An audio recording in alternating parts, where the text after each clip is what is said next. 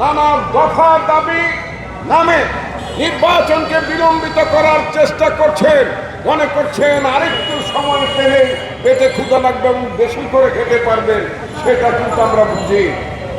বেশি পেটে ক্ষুধা রেখে তারপরে খাওয়ার চেষ্টা করছেন, তাতে করে কিন্তু একেবারে শরীর এত খারাপ হয়ে যেতে পারে, তখন আর খাবারের সময় পাবেন না।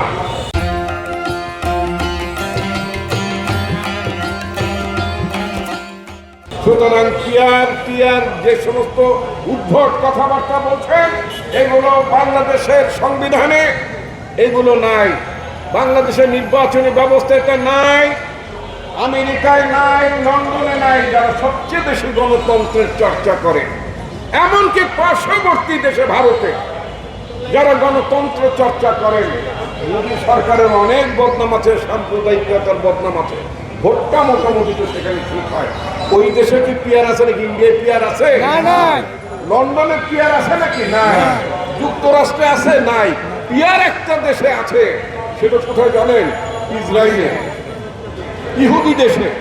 এই ইহুদিরা পিয়ার সিস্টেমের নামে সংখ্যালঘু সরকার, ওখানে জনগণকে জুলুম করার জন্য, ক্ষমতায় টিকে থাকার জন্য নেতানিয়াহুর সরকার ইসরায়েলে গাজায় মানুষকে হত্যা করছে। ইসরায়েলিরা এই গাজায় শিশুদেরকে তারা একের পর এক হত্যা করে চলছে শুধুমাত্র পিয়ার সিস্টেমের নামে।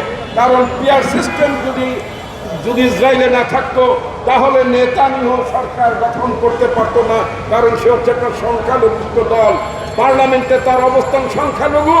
এই সংখ্যালঘু সরকার শুধুমাত্র পিয়ারের নামে ওই ইসরায়েলের শাসন ব্যবস্থায় টিকে আছে এবং ওখানকার জনগণকে হত্যা করছে, শিশুদেরকে হত্যা করছে।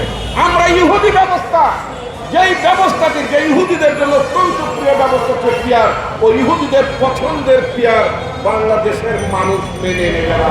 বাংলাদেশের মাটিতে এই ইহুদি পিয়ার ব্যবস্থা চলবে না, চালু হবে না, এটা খুব স্পষ্ট ভাষায় বলছে। সুতরাং যারা জেনে বুঝে অথবা না জেনে পিয়ার করছেন, তাদের জন্য বলতে চাই, বেশি ভাত কিন্তু দুধ দিয়ে মাখায় খাওয়া যায় না। কিন্তু যদি বেশি বাড়াবাড়ি করেন, নির্বাচনকে নিয়ে যদি কোনো ঝামেলা পাকান, তাহলে কিন্তু আপনার দায়িত্ব আপনাদের নিতে হবে। বাংলাদেশের গণতন্ত্র বিপর্যয়ের দিকেও চলে যেতে পারে। আমি বহুবার বলেছি, বাংলাদেশের গণতন্ত্র সংকটের মধ্যে আছে, দেশ একটি ট্রানজিশনাল ক্রাইসিসের মধ্যে আছে। এই সময়ে যদি সকল রাজনৈতিক দলগুলো যদি পরস্পরকে সহযোগিতা না করে, নির্বাচন অনুষ্ঠানে যদি সাহায্য সহযোগিতা না করে, তাহলে বাংলাদেশের নির্বাচন বিপর্যয়ের মধ্যে পড়ে যেতে পারে। যেটা হচ্ছে আওয়ামী লীগ এবং ভারতের নীল নকশা।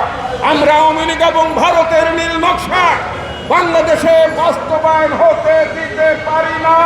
নিজেদেরকে দেশপ্রেমিক বলে দাবি করেন, যারা নিজেদেরকে গণতান্ত্রিক শক্তি বলে দাবি করেন, যারা মনে করেন বিদেশি ষড়যন্ত্রকে যারা রুখে দিতে চান, তাদের দায়িত্ব হবে এই ভারত আওয়ামী লীগের চক্রান্তকে রুখে দেওয়া এবং নির্বাচন আয়োজনের ব্যাপারে আমাদের শক্ত অবস্থান রাখা।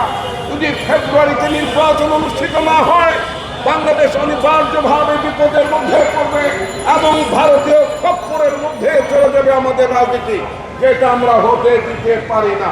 বন্ধুগণ, আমি আমার বক্তব্য দীর্ঘায়িত করতে চাই না, শুধুমাত্র একটি কথাই বলতে চাই।